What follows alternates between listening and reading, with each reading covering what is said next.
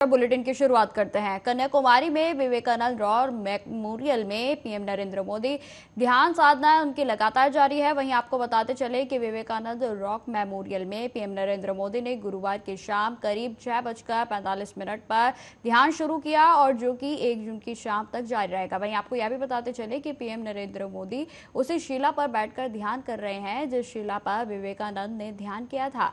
आपने अपने जो है 45 घंटे के ध्यान के दौरान पीएम नरेंद्र मोदी सिर्फ तरल आहार ही लेंगे और इस दौरान वह केवल नारियल पानी और अंगूर के जूस का सेवन करेंगे। सूत्रों के मुताबिक इस दौरान पीएम नरेंद्र मोदी मौन व्रत का पालन भी करेंगे और साथ ही साथ ध्यान कक्ष से बाहर भी नहीं निकलेंगे। पीएम नरेंद्र मोदी के विवेकानंद रॉक मेमोरियल में 45 घंटे के प्रवास के लिए भारी सुरक्षा के भी पुख्ता इंतजाम किए गए हैं। वहीं आपको बताते चले कि शनिवार तक समुद्र तट पर्यटकों के लिए बंद रहेगा और निजी नौकाओं को भी चलाने की अनुमति नहीं दी गई है। देश के दक्षिणी छोर पर स्थित इस जिले में 2000 पुलिसकर्मियों का दल तैनात रहेगा और साथ ही साथ विभिन्न सुरक्षा एजेंसियां प्रधानमंत्री के कार्यक्रम के दौरान कड़ी निगरानी रखेंगी।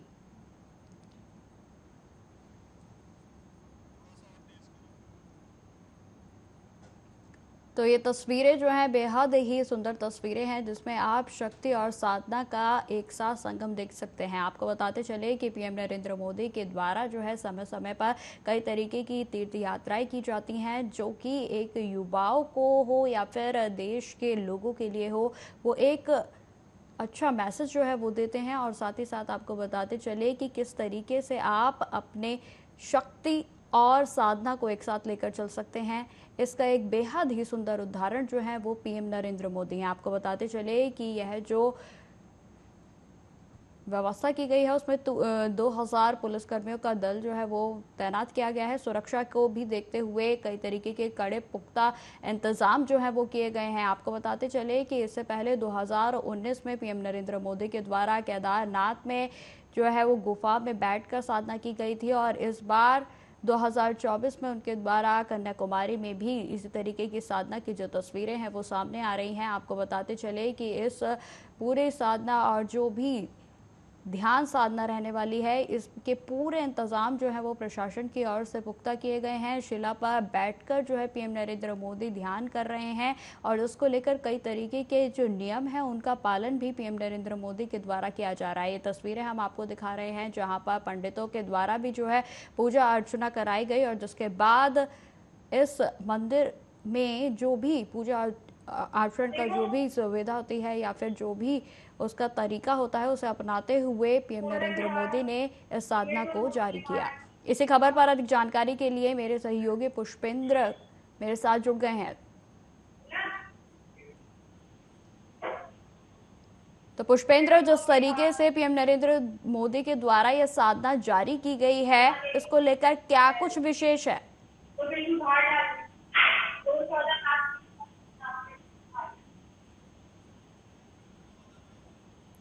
पुष्पेंद्र, क्या आप तक मेरी आवाज पहुंच रही है? जी जी बोलिए। जी पुष्पेंद्र, जिस तरीके से पीएम नरेंद्र मोदी के द्वारा कन्याकुमारी का इस बार दौरा किया गया है जहां पर उन्होंने साधना के लिए इस जगह को चुना है, तो इस जगह पर क्या खासियत है?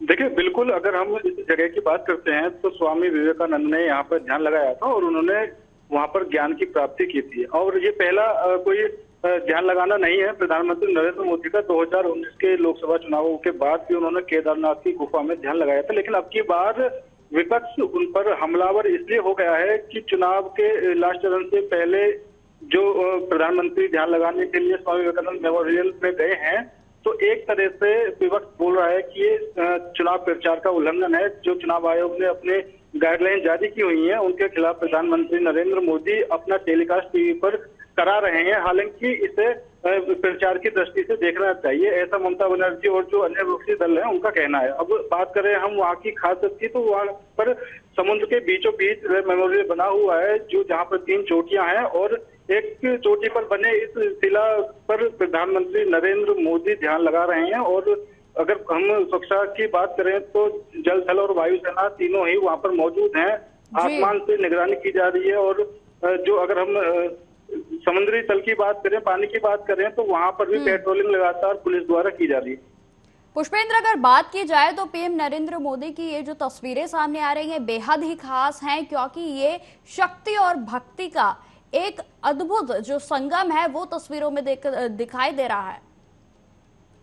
देखिए, बिल्कुल अगर हम धर्म को लेकर बात करते हैं तो भारतीय जनता पार्टी और आरएसएस सनातनी को लेकर और धर्म को लेकर सबसे आगे रहती है, और विपक्ष पर अभी ज्योतिरादित्य सिंधिया ने भी इसी सवाल को लेकर मुद्दा बनाया है कि कांग्रेस धर्म को लेकर हमेशा जो खिलाफत है वो करती रहती है। अभी भी अगर हम स्वामी विवेकानंद के वहां पर मोदी जी ध्यान लगाने के लिए गए हैं तो कांग्रेस वहां पर भी इस तरह की राजनीति कर रही है।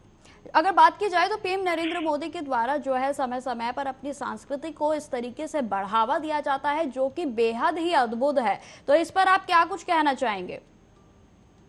देखिए, बिल्कुल जो हमारे देश में पर्यटक स्थल हैं ज्यादातर वो सनातन से जुड़े हुए हैं। जो हमारे यहाँ की प्राचीन सभ्यताएं हैं, जो हमारे यहाँ की संस्कृति है, उसको मोदी जी ने काफी अच्छे से रिप्रेजेंट किया है और प्रमोशन भी अच्छे से किया गया है। वहाँ पर बाहर से भी पर्यटक देखने के लिए आते हैं। तो हमारे देश में काफी तरह के ऐसे पर्यटक स्थल हैं जहाँ पर मोदी जी ने खुद प्रधानमंत्री बनने के बाद उन चीजों को भारत की जनता से और विदेशों में अवगत कराया है। तो काफी चीज ऐसी हैं जहाँ पर प्रधानमंत्री नरेंद्र मोदी इस तरह के कार्यक्रम करते रहे हैं और वहाँ की विशेषताओं, वहाँ की सभ्यताओं के बारे में पूरे देश की जनता को बताते रहे।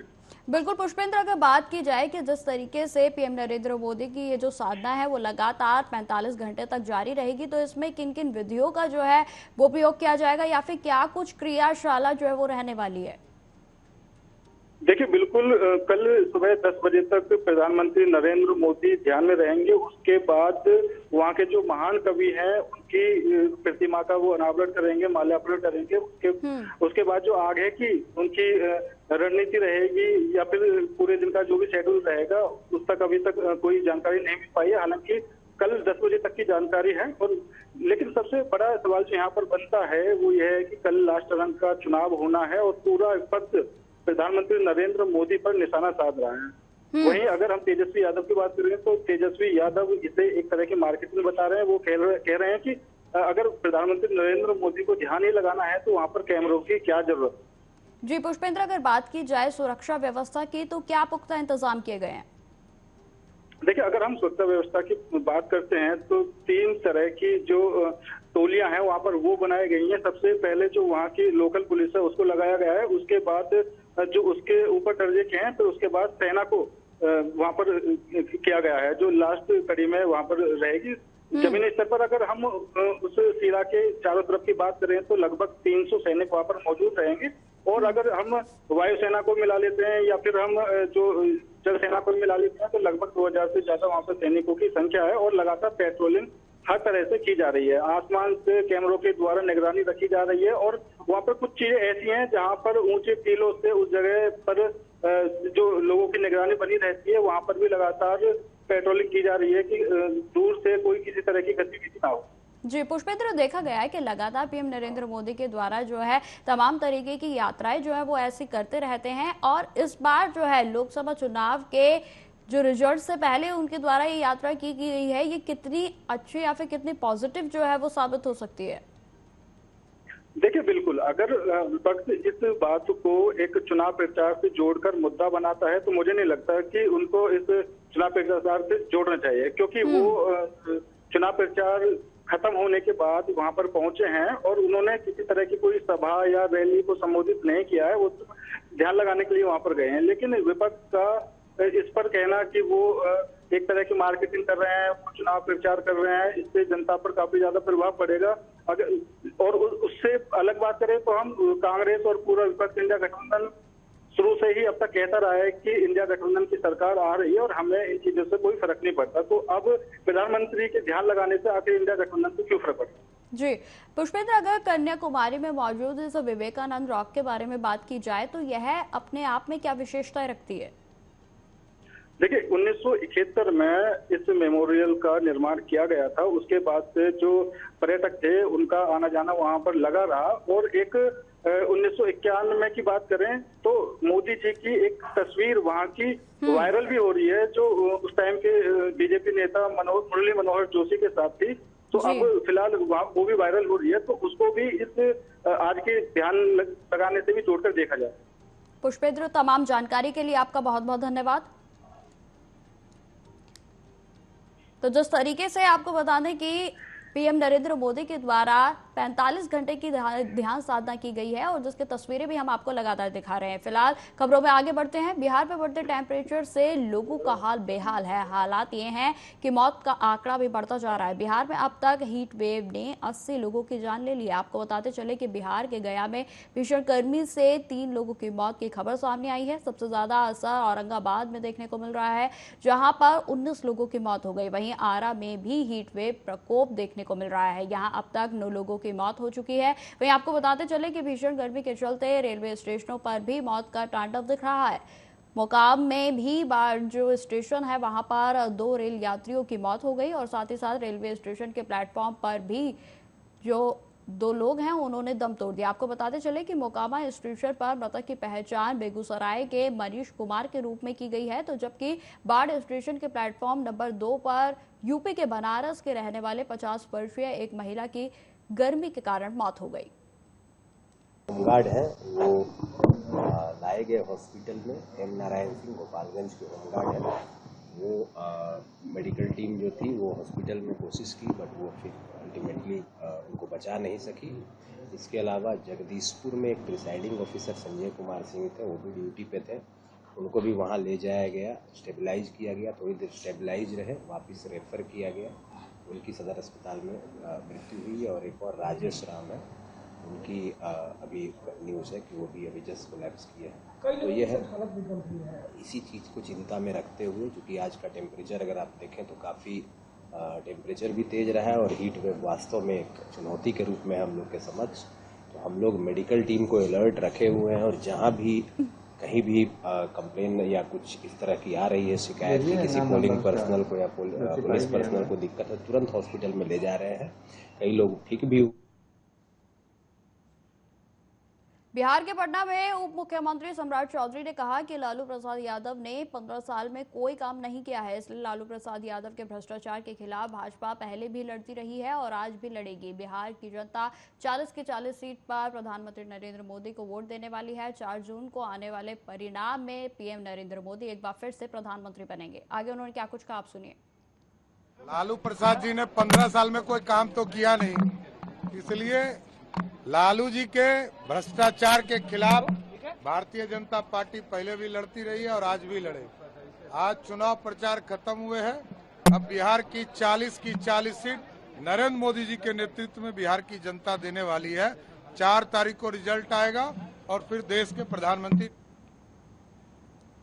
दिल्ली के मुख्यमंत्री अरविंद केजरीवाल ने आज दिल्ली वासियों से भावुक अपील की है। आपको बताते चले कि सुप्रीम कोर्ट में 2 जून को सरेंडर करने से पहले केजरीवाल ने कहा कि मैं 2 जून को जेल चला जाऊंगा। इस बात का पता नहीं है कि ये लोग मुझे कब तक जेल में रखेंगे, लेकिन मेरे हौसले बुलंद है। जेल में मुझे आपकी बहुत चिंता होती है। आप लोग अपना ख्याल रखना। आप खुश रहेंगे तो आपका केजरीवाल भी खुश रहेगा। आगे उन्होंने क्या कुछ कहा, आप सुनिए। माननीय सुप्रीम कोर्ट ने मुझे चुनाव प्रचार करने के लिए 21 दिन की मोहलत दी थी। कल 21 दिन पूरे हो रहे हैं।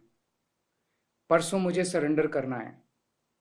परसों वापस मैं तिहाड़ जेल चला जाऊंगा। मुझे नहीं पता ये लोग इस बार कब तक मुझे जेल में रखेंगे, पर मेरे हौसले बुलंद हैं। देश को तानाशाही से बचाने के लिए जेल जा रहा हूं, इसका मुझे फक्र है।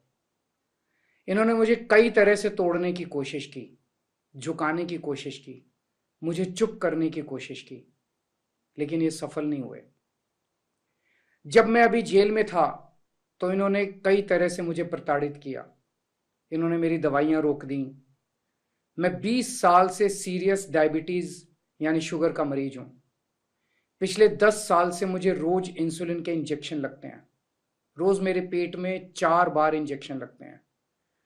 जेल में इन्होंने कई दिन मेरे इंसुलिन के इंजेक्शन बंद कर दिए। मेरी शुगर 300 सवा 300 तक पहुंच गई। इतने दिन तक शुगर इतनी हाई रहे तो किडनी और लिवर खराब हो जाते हैं। पता नहीं ये लोग क्या चाहते थे, इन्होंने ऐसा क्यों किया। जेल में मैं 50 दिन था। इन 50 दिनों में मेरा 6 किलो वजन कम हो गया। जब मैं जेल गया तब मेरा वजन 70 किलो था, आज 64 किलो है। जेल से छूटने के बाद भी वजन नहीं बढ़ रहा। डॉक्टर कह रहे हैं कि यह शरीर में किसी बड़ी बीमारी का भी संकेत हो सकता है। कई राजस्थान के मुख्यमंत्री भजनलाल शर्मा ने लोकसभा अध्यक्ष ओम बिरला और केंद्रीय मंत्री पीयूष गोयल के साथ मेहंदीपुर बालाजी में पूजा अर्चना की। मुख्यमंत्री भजनलाल शर्मा ने कहा कि निश्चित रूप से राजस्थान और पूरे देश में आने वाले समय में प्रधानमंत्री नरेंद्र मोदी के नेतृत्व में तीसरी बार भाजपा की सरकार बनने जा रही है। मैंने देश और प्रदेश की खुशहाली की प्रार्थना की है। इस हीट वेव में आने वाले समय में अच्छी बारिश हो, किसानों की अच्छी फसलें आए, सुख व शांति रहे, इस कामना के साथ प्रार्थना की है। आगे उन्होंने क्या कुछ कहा, आप सुनिए। बालाजी महाराज प्रदेश और देश में पूरी तरह से ये हीट वेव चल रही है, इसमें सभी सुख शांति और खुशहाली से रहें और आने वाले समय में निश्चित रूप से आपने जो देखा है राजस्थान के अंदर और पूरे देश के अंदर, देश के यशस्वी प्रधानमंत्री नरेंद्र मोदी जी के नेतृत्व में। तो फिलहाल इस बुलेटिन में इतना ही। देश दुनिया की तमाम खबरों की जानकारी के लिए बने रहें हमारे साथ। नमस्कार।